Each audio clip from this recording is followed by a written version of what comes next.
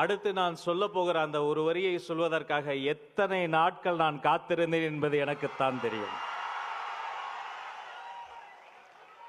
தர்மத்தாயின் தவ புதல்வரே, தமிழக வெற்றி கழகத்தின் தலைவரே, வருக வருக வருக.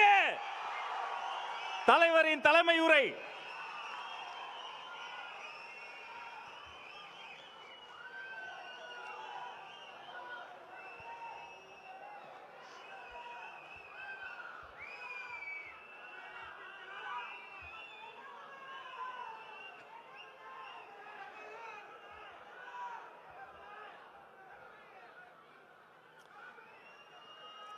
என் நெஞ்சில் குடியிருக்கும்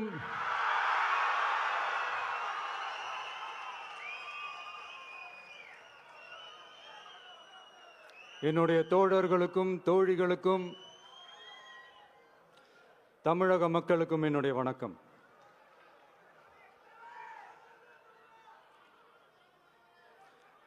நம்ம குடும்ப உறவுகளை இழந்ததனால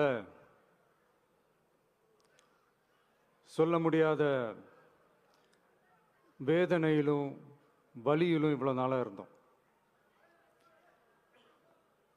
அப்படிப்பட்ட அந்த சூழல்ல நம்ம சொந்தங்களின் மனம் பற்றி இருக்க வேண்டியது நம்மளுடைய கடமை. அதனாலதான் அவங்களோட சேர்ந்து அமைதி காத்து வந்தோம். ஆனா இப்படி அமைதி காத்து வந்த நேரத்தில் நம்மளை பத்தி வன்ம அரசியல் வலைகள், அர்த்தமற்ற அவதூறுகள்னு இந்த மாதிரி நிறைய விஷயங்கள் நம்மளை பத்தி பின்னப்பட்டன, பரப்பப்பட்டன. இது எல்லாமே சட்டம் மற்றும் சத்தியத்தின் துணை கொண்டு துடைத்து எறிய தான் போறோம்.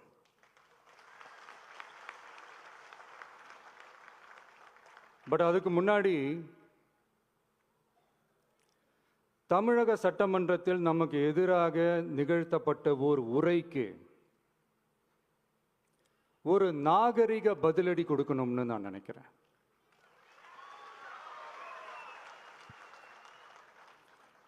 அரசியல் செய்ய விருப்பமில்லை, அரசியல் செய்ய விருப்பமில்லைன்னு அடிக்கடி சொல்ற முதல்வர் நம்மளை குறிப்பிட்டு பல்வேறு அவதூறுகளை பதிவு செய்வதன் வாயிலாக பெருந்தன்மையை பேரளவில் மட்டுமே பேசும் முதல்வர் 15/10/2025 அன்னைக்கு தமிழக சட்டமன்றத்தில் நமக்கு எதிராக பேசிய பேச்சில் எவ்வளவு வன்மத்தை கக்கியுள்ளார் என்பதையும்,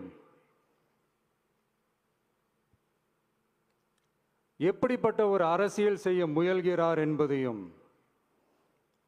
தமிழக மக்கள் உணராமலா இருப்பாங்க.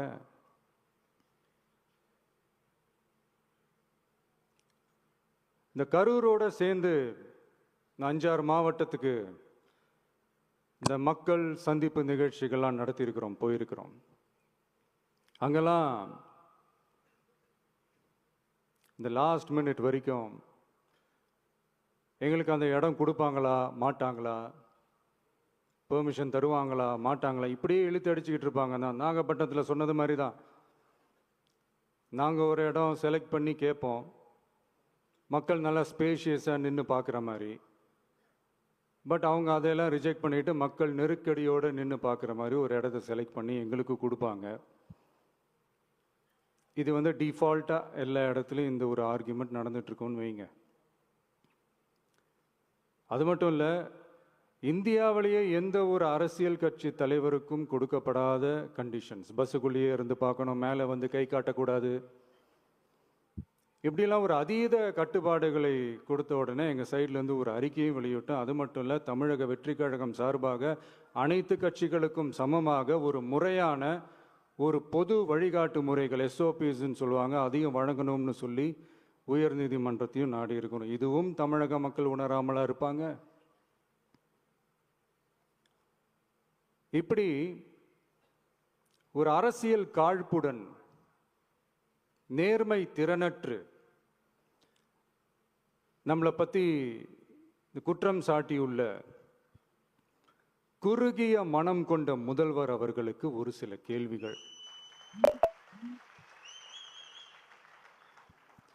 உச்சநீதிமன்றத்தில், அதாவது 13/10/2025 அன்னைக்கு உச்சநீதிமன்றத்தில் நடந்த அந்த விவாதங்களை வைத்தும் அந்தந்த உத்தரவுகளை வைத்தும் இந்த கேள்விகள். இப்படி பொய் மூட்டைகளா நம்மளை பத்தி இந்த அவதூறுகளை அவிழ்த்து விட்ட முதல்வர் அவர்களுக்கும் திமுக அரசுக்கும் சார்பாக கோடிகளை கொட்டி அமர்த்தப்பட்ட அறிவார்ந்த வழக்கறிஞர்கள் அவங்க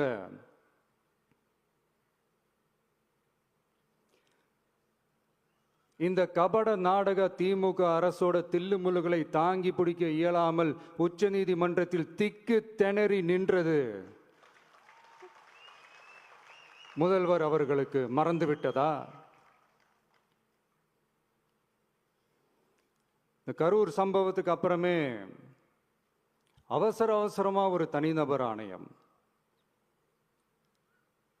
அந்த தனிநபர் ஆணையத்தை அவமதிக்கிற மாதிரி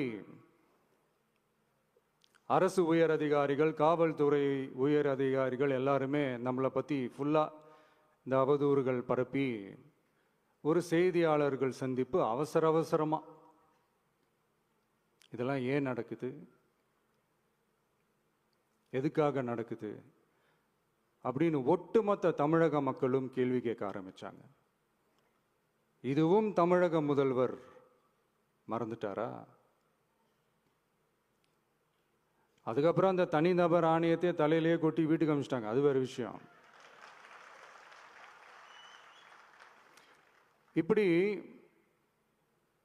இப்படிலாம் கேள்வி கேட்ட உடனே ஏதாவது பதில் சொல்லி ஆகணும்ல. அதனால சட்டமன்றத்தில் பேசும்போது உண்மை நிலையை தெளிவுபடுத்தத்தான் அப்படின்னு ஏதோ இந்த சட்ட ரீதியாகவும் சத்தியத்திற்காகவும் நடந்தது போல ஏதோ சாமர்த்தியமாக பேசுறதா நினைச்சு பேசியிருக்காங்க. இப்படி ஒரு 50 வருஷமா பொது வாழ்க்கையில் இருக்கிற ஒருத்தவங்க ஒரு முதல்வர் அவர்கள் சொன்னது எவ்வளவு பெரிய ஒரு வடிகட்டின பொய், சப்பை கட்டுன்னு நான் சொல்லல, உச்ச நீதிமன்றம் சொல்லியிருக்கிறாங்க. அவங்க சொன்னதெல்லாம் கொஞ்சம் என்னன்னு கொஞ்சம் லைட்டா பார்ப்போமா?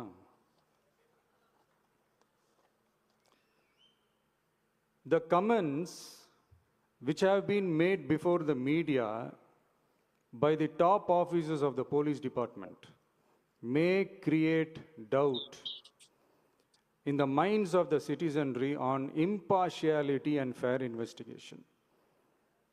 The faith and trust of the general public on the process of investigation must be restored in the criminal justice system. அதாவது அரசு காவல் உயர் அதிகாரிகள் ஊடகங்களிடம் பேசியது என்பது பொதுமக்களிடையே நியாயமான விசாரணை நடக்குமா என்ற சந்தேகத்தை ஏற்படுத்தக்கூடும் என்றும்,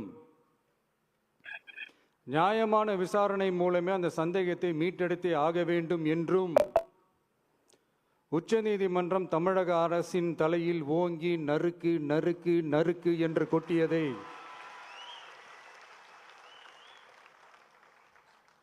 முதல்வர் அவர்கள் மறந்துட்டாரா?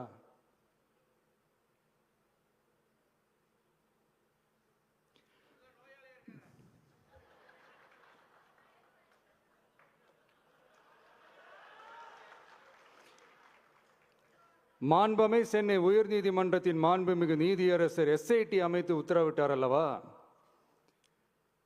அந்த உத்தரவை ஏதோ சட்டத்தின் மீதும் நீதி பரிபாலனத்தின் மீதும் மரியாதை கொண்டவர்கள் போல ஒரு நாடகத்தனமான கொண்டாட்டத்தை திமுகவும் திமுகவிற்கு ஒத்து ஊதுவோரும் நடத்தி கூத்தாடி குதூளித்தனர் அல்லவா?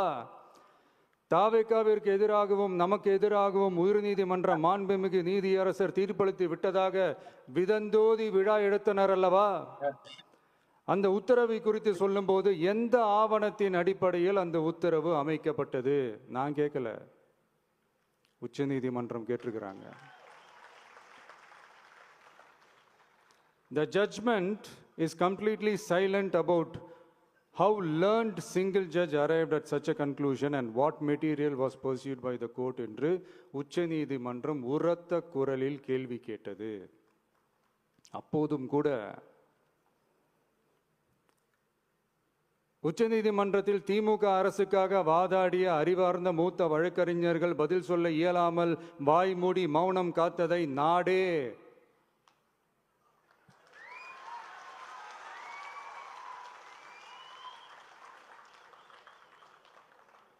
பார்த்ததல்லவா?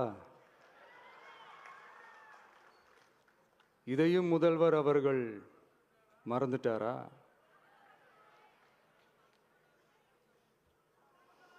Such petition ought to be dealt with by the division bench, registering as public interest litigation in right earnest and not to be dealt with by a single bench. அதாவது பொது வழிகாட்டு முறைகளான எஸ்ஓபி அமைக்கப்பட்டு வெளியிட வேண்டும் என்ற கோரிக்கையுடன் வந்த ரிட் மனுவை நீதிபதிகள் டிவிஷன் பெஞ்ச் தான் கையாள வேண்டும்.